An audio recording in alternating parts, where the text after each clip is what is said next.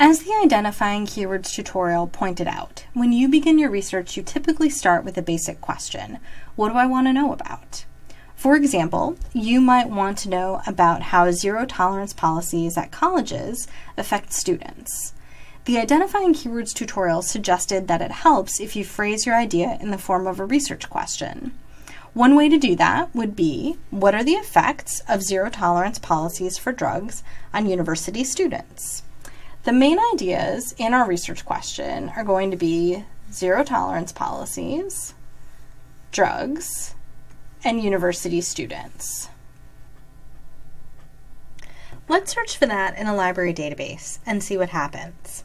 Remember, you're going to want to use a library database, which is filled with articles from journals, newspapers, and popular magazines, rather than using Google. The database is going to get you full-text articles more quickly, and you'll have an easier time identifying ones that meet the criteria for your research assignment.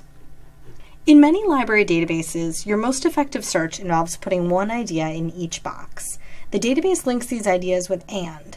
That is, it understands you want articles related to all three ideas at the same time.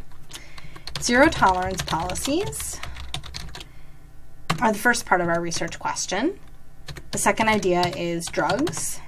And the third piece is the impact on university students. Now we'll click search. You can see that we only got 3 articles.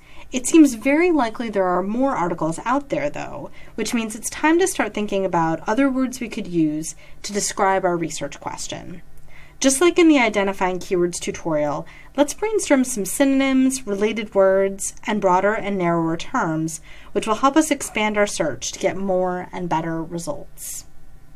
The 3 main ideas we identified in our research question were zero-tolerance policies, drugs, and university students. Let's think about different ways of describing each of those ideas. For example, university students could be called college students. That's another way they might be described in the database. They might be called undergraduates. Or maybe we're interested in graduate students. That would be another option. We can even broaden our search to talk about students in general, under the assumption that not every article is going to specify the age group of the students it talks about. For drugs, maybe we're interested in specific types of drugs, such as marijuana. Maybe we're interested in study drugs like Adderall. We could broaden our search to go as far as substance abuse in general. And if we're getting away from specifically drugs, that might include, for example, alcohol. So those are different ways we could describe that aspect of our search that involves drugs. When it comes to something like zero-tolerance policies, there may not be another term that means pretty much the same thing. So we don't necessarily need a related term for this. However, because it's a phrase, if we aren't able to find articles that have all 3 words strung together that way, it may reduce the number of results we get. So we could potentially drop the word policies under the assumption that zero tolerance refers to the type of policy that a college might have.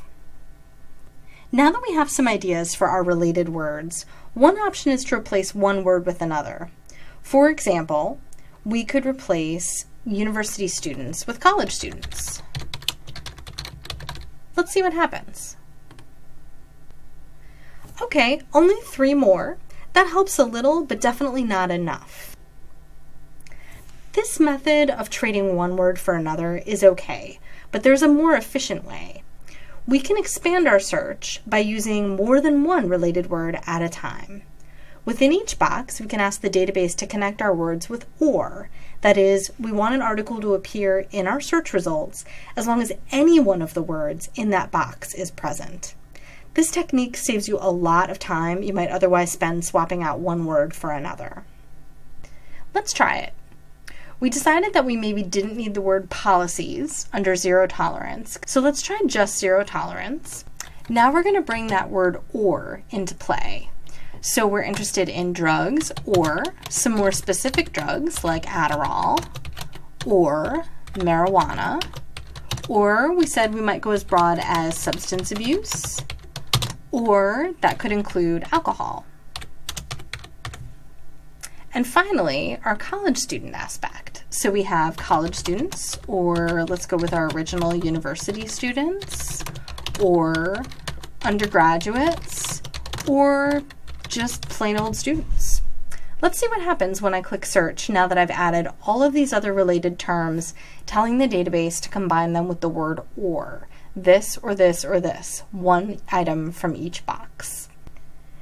We started with just 3 articles in that original search, and now instead of 3, we have 171. Looking at the titles of some of these articles, I really think we're on the right track. Granted, our first set of results with only 3 was too small, whereas this one, 171, is really too many to consider. When we meet in our library connection session, we're going to talk about ways of narrowing down those results to a manageable number that are a good match for the specifics of your assignment. I hope you now feel more confident about going from your research question all the way to a set of relevant results in a library database. Looking forward to seeing you.